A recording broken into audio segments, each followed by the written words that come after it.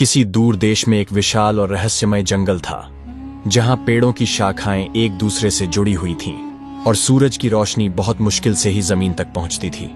यह जंगल अपने अजीबोगरीब वातावरण के लिए प्रसिद्ध था और यहाँ की हवा में कुछ ऐसा था जो किसी को भी डराने के लिए काफी था।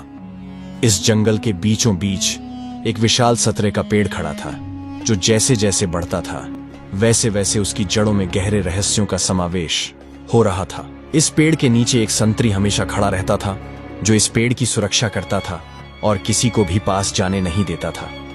एक दिन दो राजकुमार अपने शिकार पर निकले थे और शिकार करते करते वे उस घने जंगल में पहुंच गए जहां यह रहस्यमयी सतरे का पेड़ खड़ा था। उन दोनों ने संतरी को देखा और एक दूसरे से पूछा कि आखिर यह कौन है जो इस पेड़ के नीचे पहरा दे रहा है। शिकारी राजकुमारों को यह दृश्य बड़ा अजीब लगा। उनका ध्यान इस पेड़ और उसके नीचे खड़े संतरी पर था। संतरी की आभा कुछ ऐसी थी कि वह किसी सामान्य आदमी जैसा नहीं लगता था। वह एक गहरी चुप्पी में था और किसी भी बाहरी व्यक्ति से बात नहीं करता था। दोनों राजकुमार कुछ देर तक दूर से उसे देखते रहे, लेकिन वे समझ नहीं पा रहे थे कि आखिर यह क्यों पहरा दे रहा है। क्या तुम इसे देख रहे हो? बड़ा राजकुमार छोटे से बोला। हाँ, पर इसका कारण क्या है यह हमें पता नहीं, हमें बात करनी चाहिए, छोटा राजकुमार बोला। दोनों ने फिर निर्णय लिया कि वे संतरी से सवाल करेंगे और इसके रहस्य को जानने की कोशिश करेंगे। वे धीरे धीरे संतरी के पास गए और बड़े सम्मान से पूछा, संतरी जी, आप यहाँ क्यों खड़े हैं? क्या यहाँ कुछ खास है? संतरी ने एक लंबी सांस ली और मुस्कुराते हुए बोला, भैया, तुम्हें इन बातों से क्या लेना देना?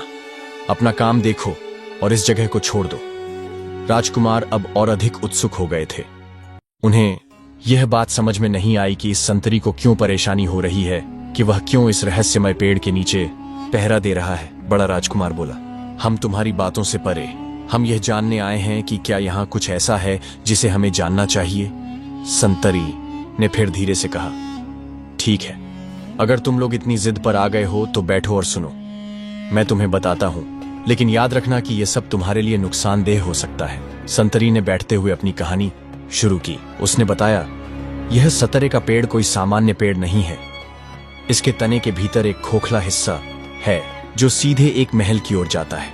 उस महल में एक राजकुमारी रहती है जो इस संसार की सबसे सुंदर लड़की मानी जाती है। यह महल किसी आम महल की तरह नहीं है, बल्कि यह एक जादुई महल है जहां हर रात जादू होता है। राजकुमारी हर महीने एक बार अपने सखियों के साथ इस जंगल में घूमने आती है और हर बार वही घटना घटती है। राजकुमार हैरान थे। वे जानते थे कि इस तरह की घटनाएं केवल किंवदंतियों में ही होती हैं, लेकिन यह असली दुनिया की घटना लग रही थी। तो क्या वह राजकुमारी इस जंगल में ही रहती है? बड़ा राजकुमार बोला। संतरी ने कहा, हाँ, वह महल में रहती है, लेकिन कोई भी उसे देख नहीं सकता। वह पूर्णमासी की रात को बाहर आती है और अपनी सखियों के साथ जंगल में विचरण करती है, पर किसी भी व्यक्ति को उसके पास जाने का अधिकार नहीं है। बहुत से राजकुमार आ चुके हैं जो उसके साथ विवाह करने के लिए आए थे, लेकिन कोई भी जीवित वापस नहीं लौटा। बड़ा राजकुमार चुप हो गया, पर छोटे राजकुमार की आंखों में एक नया उत्साह था। क्या हम भी उस राजकुमारी से मिल सकते हैं? उसने पूछा। संतरी ने कहा, तुम लोग कोशिश कर सकते हो, लेकिन तुम्हें यह जानकर दुख होगा कि वहां जाने का कोई आसान तरीका नहीं है। हाँ, एक तरीका है जो बहुत कठिन है। अगर तुम इस पेड़ पर से 2 फूल तोड़ सको तो तुम राजकुमारी के महल में पहुंच सकते हो। लेकिन ध्यान रखना, पेड़ को छूना मना है और जमीन पर गिरे फूलों को उठाना भी काम नहीं आएगा। केवल जो फूल पेड़ पर लगे होते हैं वही सही होते हैं। बड़ा राजकुमार उत्सुक था और उसने तुरंत निर्णय लिया कि वह इन फूलों को तोड़ेगा और राजकुमारी से मिलेगा। ठीक है, हम अगले पूर्णमासी की रात को यहां आकर देखेंगे, उसने कहा। राजकुमारों ने संतरी से अपनी बात सुनी और उसे धन्यवाद कहा। वे घर लौटे और अब उनका एकमात्र ध्यान अगले पूर्णमासी की रात पर था। दोनों को यह चुनौती स्वीकार करनी थी और वे तैयार थे। सुनते ही राजकुमारों ने अगले पूर्णमासी की रात को जंगल में जाने का निश्चय किया। वे दिन रात इस योजना को लेकर तैयारी करने लगे। दोनों ने अपने साथियों को आदेश दिया कि वे किसी भी हालत में जंगल में नहीं आए, क्योंकि यह रहस्यमयी और खतरनाक जगह थी। जैसे ही पूर्णमासी की रात आई, जंगल में एक अजीब सा सन्नाटा छा गया। चांद की रोशनी में जंगल के पेड़ मानो अपनी छांव को और भी घना करने लगे थे। राजकुमारों ने अपने रास्ते पर कदम बढ़ाया और संतरी द्वारा बताए गए पेड़ तक पहुंचे। उनका मन पूरी तरह से उत्सुकता से भरा हुआ था, लेकिन साथ ही एक अजीब सा डर भी उनके दिल में था। जैसे ही वे पेड़ के पास पहुंचे, उनका ध्यान सबसे पहले उन फूलों पर गया जो पेड़ की शाखाओं पर झूल रहे थे। ये फूल बेहद दुर्लभ थे और उनकी चमक भी अद्भुत थी। राजकुमारों ने देखा कि उन फूलों की खुशबू इतनी मधुर थी कि वे अपने आप को रोक नहीं पाए और उनमें से एक फूल तोड़ लिया। लेकिन जैसे ही उन्होंने फूल तोड़ा, अचानक एक तेज आवाज आई और यह महसूस हुआ कि किसी ने उन्हें देख लिया हो। यह क्या किया तुमने? एक ठंडी आवाज आई और अचानक पेड़ से एक धुंधली आकृति बाहर निकली। राजकुमार डरते हुए पीछे मुड़े और देखा कि सामने एक शख्स खड़ा था जो पूरी तरह से काले वस्त्रों में लिपटा हुआ था। वह शख्स बहुत ही डरावना था और उसकी आंखों में अजीब सी चमक थी। तुमने जिस फूल को तोड़ा है वह सिर्फ तुम्हारी जिद को साबित करता है। तुम जानते नहीं हो कि इस पेड़ के फूलों के साथ क्या जुड़ा है, वह शख्स बोला और उसकी आवाज में गहरी ठंडक थी। हम सिर्फ ये जानना चाहते हैं कि यहां क्या हो रहा है। हम उस राजकुमारी से मिलना चाहते हैं, बड़ा राजकुमार बोला, लेकिन उसकी आवाज में भय भी था। तुम उस राजकुमारी से मिलना चाहते हो? काले वस्त्रों वाला शख्स हंसा। यह बहुत बड़ी गलती है। अगर तुम सच में मिलना चाहते हो तो तुम्हें और भी चुनौतियां पार करनी होंगी। राजकुमारों ने एक दूसरे को देखा और फिर छोटे राजकुमार ने उत्सुकता से पूछा, क्या चुनौतियां? काले वस्त्रों वाले शख्स ने कहा, पहली चुनौती यह है कि तुम इन फूलों को वापस पेड़ पर लगा सको, तो ही तुम्हें महल की ओर जाने का रास्ता मिलेगा। हम तैयार हैं, बड़ा राजकुमार बोला और उसने एक फूल को फिर से पेड़ पर चढ़ाने की कोशिश की। जैसे ही उसने फूल को वापस लगाया, अचानक पेड़ में हलचल शुरू हो गई। हवा तेज होने लगी और पेड़ की जड़ें हिलने लगीं। एक अजीब सी शक्ति ने दोनों राजकुमारों को खींचना शुरू कर दिया। उनका सामना इस चुनौती से था और वे इसे स्वीकार कर चुके थे। संतरी की चेतावनी याद करते हुए दोनों राजकुमारों ने एक दूसरे को मजबूत बनाए रखा, लेकिन जैसे ही उन्होंने फूल वापस लगाया, एक अजीब सी शक्ति महसूस हुई। यह चुनौती उनके लिए सिर्फ शुरुआत थी। राजकुमारों ने फूल वापस पेड़ पर लगाने के बाद महसूस किया कि अब उन्हें अपने लक्ष्य के और करीब पहुंचने का अवसर मिला है। काले वस्त्रों वाले शख्स की बातों से समझ आया कि राजकुमारी के महल में पहुंचने के लिए उन्हें और भी बड़ी चुनौतियों का सामना करना होगा। लेकिन अब उनका साहस और विश्वास दोगुना हो चुका था। संतरे के पेड़ की जड़ों के भीतर से उठती आवाजें अब और भी तेज हो गई थीं। एक गहरी गूंज में राजकुमारों को ऐसा महसूस हो रहा था जैसे कोई विशाल शक्ति उन्हें अपनी ओर खींच रही हो। उनका मन और भी ज्यादा घबराया हुआ था, लेकिन बड़ा राजकुमार अपनी दृढ़ता से छोटे भाई को सांत्वना देने की कोशिश करता रहा। तुमने देखा, फूल वापस रखने से पेड़ की शक्ति घट गई। अब हमें आगे बढ़ने का कोई न कोई रास्ता जरूर मिलेगा, बड़ा राजकुमार कहता हुआ आगे बढ़ा। हाँ, लेकिन यह रास्ता इतना आसान नहीं होगा। मुझे डर है कि और भी खतरे आ सकते हैं, छोटे राजकुमार ने जवाब दिया। इसी बीच काले वस्त्रों वाला शख्स फिर से सामने आया। उसकी आंखों में गहरी चमक थी और उसकी हंसी में भी कोई रहस्य छिपा हुआ था। तुम दोनों बहुत बहादुर हो, लेकिन अभी तुम्हारी असली परीक्षा बाकी है। अब तुमसे पहली चुनौती पूरी हुई है, लेकिन दूसरी चुनौती और भी कठिन होगी। क्या चुनौती है? बड़ा राजकुमार उत्सुकता से पूछा। यह चुनौती केवल तुम्हारे साहस और समझ का इम्तिहान है। तुम्हें इस जंगल के अंदर एक दरवाजा मिलेगा जो एक रहस्यमयी गुफा का प्रवेश द्वार होगा। उस गुफा में केवल वही व्यक्ति प्रवेश कर सकता है जिसने अपने मन को पूरी तरह से शांत कर लिया हो। अंदर जाने के बाद तुम्हें एक रहस्यमयी पहेली मिलेगी। अगर तुम इसे हल कर लेते हो तो तुम्हें महल का रास्ता मिल जाएगा। राजकुमारों ने एक दूसरे को देखा और फिर आगे बढ़ने का निश्चय किया।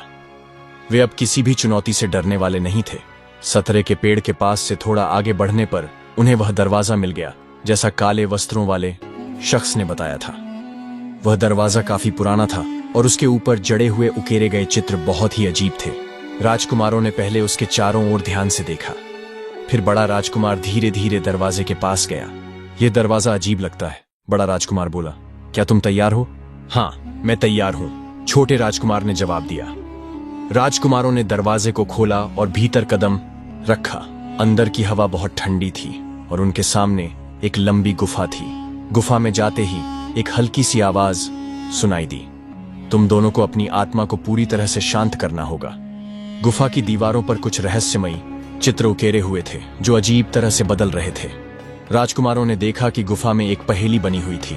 दीवार पर उकेरी गई पंक्तियां और चित्र उन्हें एक गहरे अर्थ का संकेत दे रहे थे, लेकिन उन्हें हल करने में दिक्कत हो रही थी। राजकुमारों ने मन को शांत करने की कोशिश की और उन चित्रों के बीच गहरे अर्थ को समझने की कोशिश की। एक समय बाद छोटे राजकुमार ने कहा, इन चित्रों में कुछ खास बात छिपी है। देखो, इस चित्र में चंद्रमा है और यह पूरी तरह से उसकी दिशा में से कुछ संकेत दे रहा है। अगर हम उसे सही दिशा में घुमा सकें तो शायद हमें आगे बढ़ने का रास्ता मिल जाए। बड़ा राजकुमार चुपचाप खड़ा रहा और छोटे राजकुमार के शब्दों पर ध्यान दिया। वह समझ गया कि पहेली का हल इसी दिशा में छिपा हुआ था। राजकुमारों ने धीरे धीरे छोटे राजकुमार की दिशा में संकेतों को समझना शुरू किया। वह चंद्रमा का चित्र और उसकी दिशा को ध्यान से देख रहे थे। छोटा राजकुमार फिर से सामने आया और बोला, देखो, चंद्रमा के बादल के पीछे छिपा है। इसका मतलब हमें चंद्रमा के सामने वाले रास्ते को चुनना होगा। बड़ा राजकुमार पूरी तरह से एकाग्र हो गया और धीरे धीरे उस दिशा में कदम बढ़ाया। जैसे ही उन्होंने सही रास्ता चुना, अचानक गुफा की दीवार से एक हल्की सी रोशनी दिखाई दी। यह रोशनी धीरे धीरे एक द्वार की ओर बढ़ने लगी। राजकुमारों को समझ में आ गया कि उन्होंने सही दिशा चुनी है। यह रास्ता हमें कहां ले जाएगा? छोटे राजकुमार ने पूछा। हमारी किस्मत हमें जहां ले जाएगी, हम सिर्फ अपने साहस और समझ का पालन करें, बड़ा राजकुमार उत्तर दिया। जब वे उस रोशनी की ओर बढ़े तो एक और रहस्यमय दृश्य सामने आया। गुफा के अंदर एक बड़े से तलघर जैसा स्थान था जिसमें चांदी के धागों से लटकी हुई कई दरवाजे थे। हर दरवाजे पर एक अलग तरह का प्रतीक बना हुआ था। राजकुमारों को समझ में आ गया कि अब उन्हें सही दरवाजे को चुनना था। तीसरी चुनौती, दरवाजे का चुनाव। तुम्हें इन दरवाजों में से किसी एक को चुनना होगा। काले वस्त्रों वाले शख्स की आवाज फिर से गूंज उठी। पर ध्यान रखना, अगर तुमने गलत दरवाजे का चुनाव किया तो तुम कभी बाहर नहीं आ सकोगे। राजकुमारों ने सभी दरवाजों को ध्यान से देखा। प्रत्येक दरवाजे पर एक अजीब प्रतीक था, लेकिन एक दरवाजा जिस पर एक सुनहरा सूरज बना हुआ था सबसे ज्यादा आकर्षक लग रहा था। यह दरवाजा सही लगता है, बड़ा राजकुमार बोला। यह सूरज का प्रतीक है और सूरज हमेशा सच्चाई का प्रतीक माना जाता है। क्या हमें यकीन करना चाहिए? छोटे राजकुमार ने डरते हुए पूछा। हाँ, हम विश्वास करते हैं कि यही सही दरवाजा है, बड़ा राजकुमार दृढ़ता से बोला और उस दरवाजे की ओर कदम बढ़ाए। जैसे ही उन्होंने दरवाजा खोला, एक तेज प्रकाश बाहर निकलने लगा। राजकुमारों ने एक दूसरे को देखा और धीरे धीरे उस प्रकाश में कदम रखा। वह दरवाजा खोलते ही उन्हें एक विशाल कक्ष में प्रवेश मिला। वहां के दृश्य ने उनकी आंखों को चौंधिया दिया। पूरा कक्ष सोने और चांदी से भरा हुआ था और बीचों बीच एक बहुत बड़ी तिजोरी रखी हुई थी। तिजोरी के ऊपर एक और प्रतीक उकेरा हुआ था जो राजकुमारों के लिए एक नई चुनौती की तरह सामने था। यह तिजोरी क्या है? छोटे राजकुमार ने उत्सुकता से पूछा। यह तिजोरी तुम्हें राजकुमारी से मिलने का रास्ता दिखाएगी, काले वस्त्रों वाले शख्स की आवाज आई। लेकिन इसका सत्य तभी मिलेगा जब तुम दोनों इसे सही तरीके से खोलोगे। राजकुमारों ने तिजोरी की ओर बढ़ते हुए उसे खोलने की कोशिश की, लेकिन तिजोरी लॉक थी और उसके पास कोई सामान्य चाबी नहीं थी।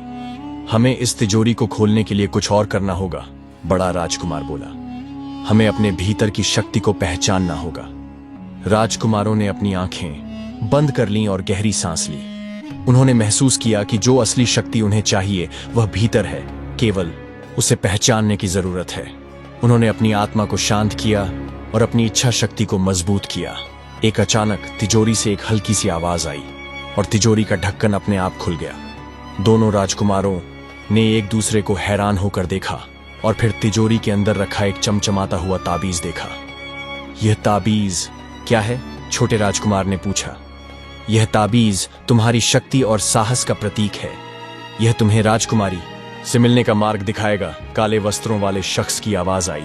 राजकुमारों ने ताबीज को ध्यान से देखा और उसे अपने हाथों में लिया। यह चमकदार और बहुत शक्तिशाली प्रतीत हो रहा था। जैसे ही उन्होंने ताबीज को छुआ, गुफा के भीतर एक हल्की सी कंपन हुई और सामने एक नया दरवाजा खुल गया। यह दरवाजा अंधेरे में था, लेकिन ताबीज की रोशनी ने उस अंधेरे को पार कर दिया। ये वही दरवाजा है जो हमें राजकुमारी के महल तक ले जाएगा, बड़ा राजकुमार बोला। उसकी आवाज में विश्वास और साहस था। राजकुमारों ने ताबीज को ध्यान से पकड़ा और उस रास्ते पर चलने लगे। रास्ता धीरे धीरे उजागर हो रहा था और उनके कदमों में एक नई ऊर्जा थी। रास्ते में कुछ मिस्टिक आकृतियां और प्रतीक थे, लेकिन वे सभी बिना किसी डर के उन सबका सामना करते हुए आगे बढ़ते गए। कुछ समय बाद वे एक बड़े महल के विशाल द्वार पर पहुंचे। महल के भीतर एक अद्भुत आभा थी, जैसा उन्होंने पहले कभी नहीं देखा था। महल में प्रवेश करते ही उन्हें राजकुमारी का महल सामने दिखाई दिया। उसकी सुंदरता और शांति ने उन्हें मोहित कर लिया। राजकुमारी अब वास्तविक थी, जैसे वह एक रहस्य से बाहर निकलकर उनके सामने आई हो। राजकुमारी ने उन्हें देखा और हंसते हुए कहा, तुम दोनों आखिरकार यहां पहुंच गए। तुमने सभी चुनौतियों को पार किया और अब तुम मेरे महल में आ सकते हो। राजकुमारों को समझ में आ गया कि उनकी यात्रा केवल बाहरी नहीं बल्कि आंतरिक भी थी। ये केवल शारीरिक साहस और बोध नहीं था, बल्कि उनके मन और आत्मा के साहस और सामर्थ्य को भी परखा गया था। तभी संतरी, जो पहले से ही वहां था, आया और बोला, तुम दोनों ने अपनी इच्छा शक्ति और साहस से यह परीक्षा पास की है। अब तुम्हारा समय है। यह महल तुम्हारा है और यहां तुम जो चाहो कर सकते हो। राजकुमारों ने एक दूसरे को देखा और समझ गए कि अब उनका जीवन एक नया मोड़ लेने जा रहा है। उन्होंने राजकुमारी से विवाह किया और महल में हर एक दिन को खुशी और समृद्धि से बिताया। कुछ समय बाद पूरा राज्य उनकी सफलता की कहानियों से गूंज उठा। सभी ने राजकुमारों की बहादुरी और राजकुमारी की सुंदरता का गुणगान किया। उनका विवाह न केवल उनके जीवन का सबसे बड़ा उपलब्धि था, बल्कि उन्होंने राज्य को समृद्धि और शांति प्रदान की। राजकुमारों ने अपनी सफलता का श्रेय केवल अपनी साहसिकता और समझदारी को नहीं, बल्कि अपने विश्वास और दोस्ती को भी दिया। उन्होंने यह सीखा कि जब दो लोग मिलकर किसी भी समस्या का सामना करते हैं तो कोई भी संकट उनके रास्ते में नहीं आ सकता। अब राज्य में न केवल राजकुमारों का शासन था, बल्कि उनके साहस और समझदारी का प्रभाव हर एक नागरिक में दिखने लगा। लोगों ने शांति और समृद्धि का आनंद लिया और पूरे राज्य में उत्सव की लहर दौड़ गई।